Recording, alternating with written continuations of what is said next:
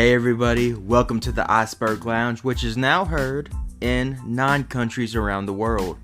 I'm your host, Thomas Engel, and on today's show, we're going to be talking about the television era of pro wrestling that goes from the 1950s till 1979. So let's get into it.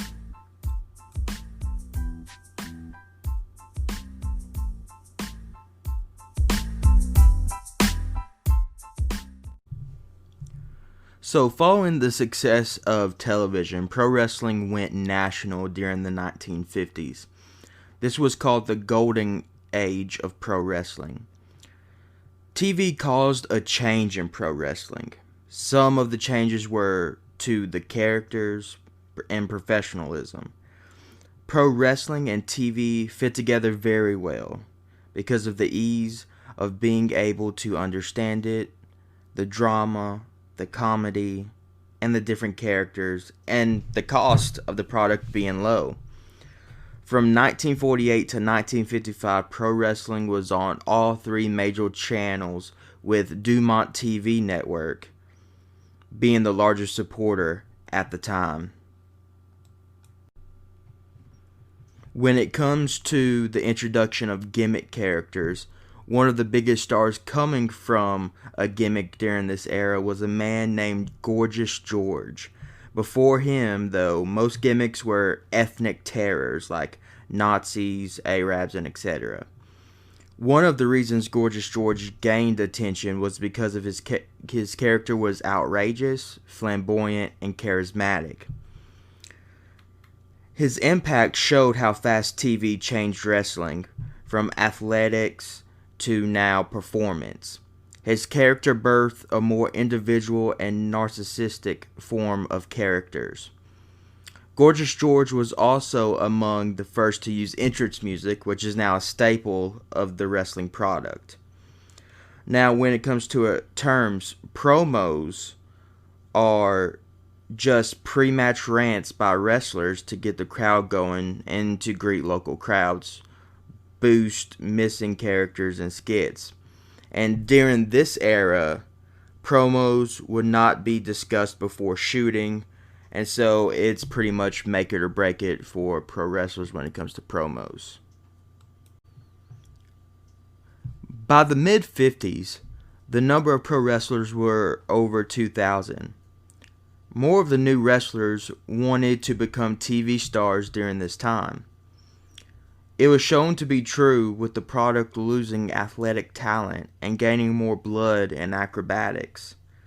The New York office became dominant during this time. They would hire more entertainers than competitive wrestlers. Possibly one of the first comic book-like characters was Antonio Rocca. He was weak in wrestling ability, but his personality was marketable, and with his acrobatics, it made him a national superstar, definitely with the Italian and Mexican fans of the sport. Sadly, the New York office often used him and exploited him, and because of this, they were able to make contracts more into what they wanted. Before we talk about another slowdown in pro wrestling, let's hear from our sponsor.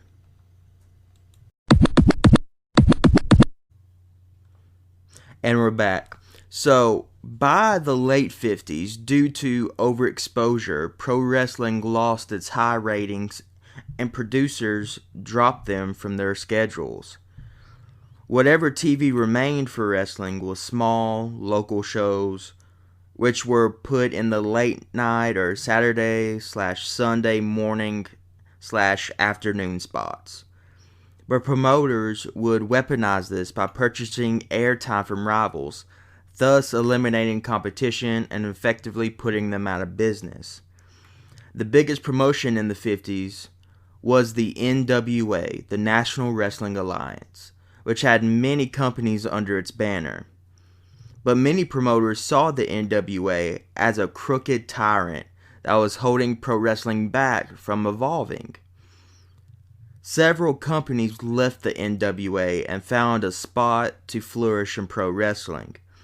The most important of these was the American Wrestling Association, otherwise known as the AWA, and the Worldwide Wrestling Federation, or the WWF, later being renamed the WWF in the 1970s, specifically in 1979. The AWA would overtake the NWA as the most popular wrestling promotion in the 60s. Verne Gagne, who was the top wrestler in the 50s, formed his promotion within the NWA in 1957. His promotion would become number one in the company by Gagne gaining the World Heavyweight Championship of Omaha. When he was denied an NWA World Championship match, he then broke away from the NWA in 1960, thus the creation of the AWA. When he was named the AWA World Heavyweight Champion, he still was recognized as a top wrestler and had many feuds.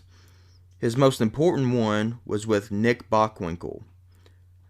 Gagne was a top AWA draw until his retirement in 1981. The WWF during the 60s and 70s had Bruno Sammartino to carry the company. Bruno had many aspects to make him the most popular wrestler at the time. He had brawling, power moves, and charisma. He would headline 211 cards at Madison Square Garden, more than any wrestler.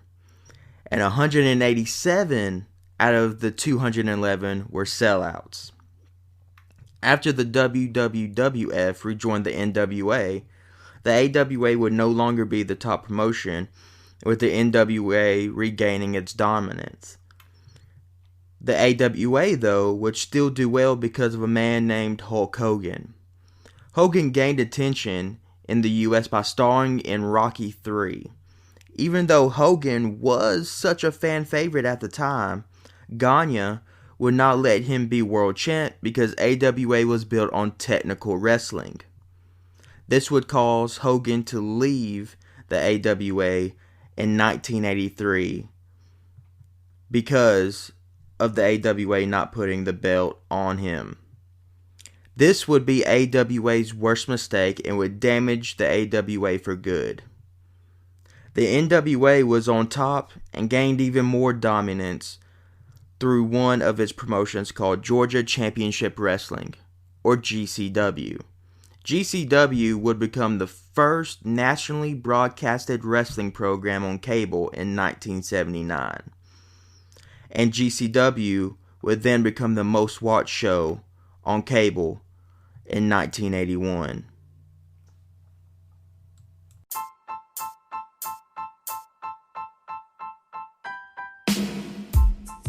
Thanks for listening to this episode of the Iceberg Lounge. Remember to like, comment, subscribe, and share this podcast. Thanks to our sponsor Anchor and our Patreon VIPs who show support. If you want to become a VIP, go to patreon.com/TRJI, and for only $1 a month, you can become a VIP of the Iceberg Lounge. If you want more info about sources in this episode or my social media, it will all be in the information section of this episode. Thanks again, and remember, I love you, and all to God.